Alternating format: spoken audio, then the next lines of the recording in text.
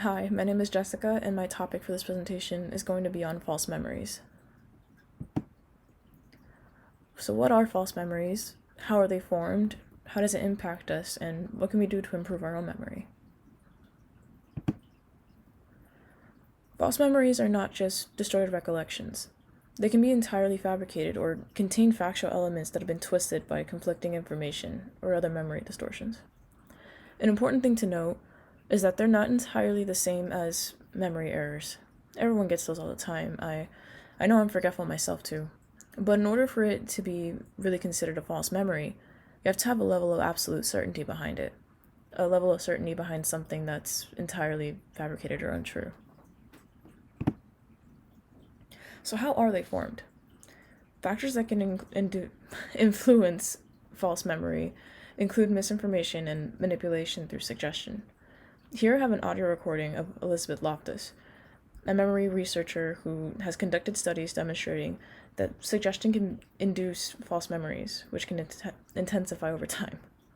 In this podcast she was featured in, she further explains how memories can be manipulated and what she discovered through her work. Hi, this is Caitlin Luna, host of Speaking of Psychology. This podcast was recorded live during the 2018 APA convention in San Francisco. This episode is about how our memories may not be as reliable as we'd like to think. As always, we want to hear from you, so please email me at kluna@apa.org if you have any comments or ideas for us. That's kluna@apa.org. I'm joined by Dr. Elizabeth Loftus, a distinguished professor at the University of California, Irvine. Dr. Loftus is well known for her research on human memory, notably false memories. Dr. Loftus has been honored by APA's Review of General Psychology as one of the 100 most eminent psychologists of the 20th century. Welcome, Dr. Loftus. Thank you. It's wonderful to have you here today. My pleasure.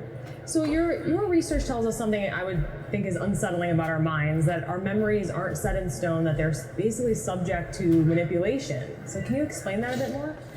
Well, one of the things that I and other people who do similar work have shown is that once you have an experience and you record it in memory, it doesn't just stick there in some pristine form, waiting to be played back like a recording device, but rather new information, new ideas, new thoughts, suggestive information, misinformation can enter people's conscious awareness and cause a contamination, a distortion, an alteration in memory. And that's the kind of thing that I've been studying for the past many decades.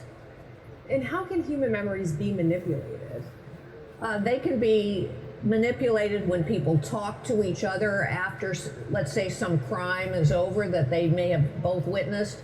They can be manipulated when they are interrogated by an investigator who maybe has an agenda or has a hypothesis about what probably happened and communicates that to the witness, even inadvertently.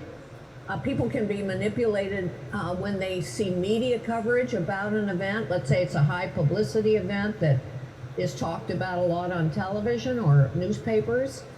In all of these cases, the opportunity is there for new information, not necessarily accurate information, to contaminate a person's memory. And what got you interested in this? Well, there you have it. Memories can start to shift and morph over time. The original recollection may occasionally be altered to include fresh knowledge or experiences. So what's the impact of false memories? How does it affect us? False memories can have a significant impact on various aspects of daily life, such as work and personal relationships. It could also affect our decision making, where people frequently remember their decisions incorrectly, as well as our health habits.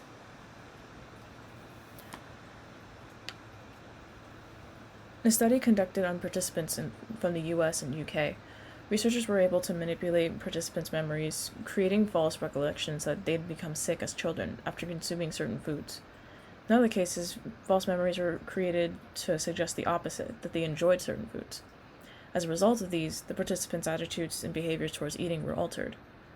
This research also suggests that it's possible to induce positive behavioral changes, such as following a balanced diet or increasing physical activity, by tricking the brain into perceiving something as true. This technique can also be employed to manage psychological trauma and alleviate anxiety. And how do we prevent false memories? Well, spotting false memories after they've formed can be quite challenging, so here's a few things you could do at home. First, try to visualize it. By picturing whatever it is you want to remember in your mind, you're most likely to remember it accurately, whether it be words or pictures. Reflect back. Sometimes it's useful to actively contemplate your memories and check for errors. And by verifying it, you can ensure, if you're unsure about a memory, reflect on what exactly you want to remember, and then compare it with what other people remember or historical facts. Keep in mind that our memories are not like perfect videos. They can distort and change over time. Being aware of this can help you keep track of what's real and what might be a product of your imagination. And that is all. Thank you for watching.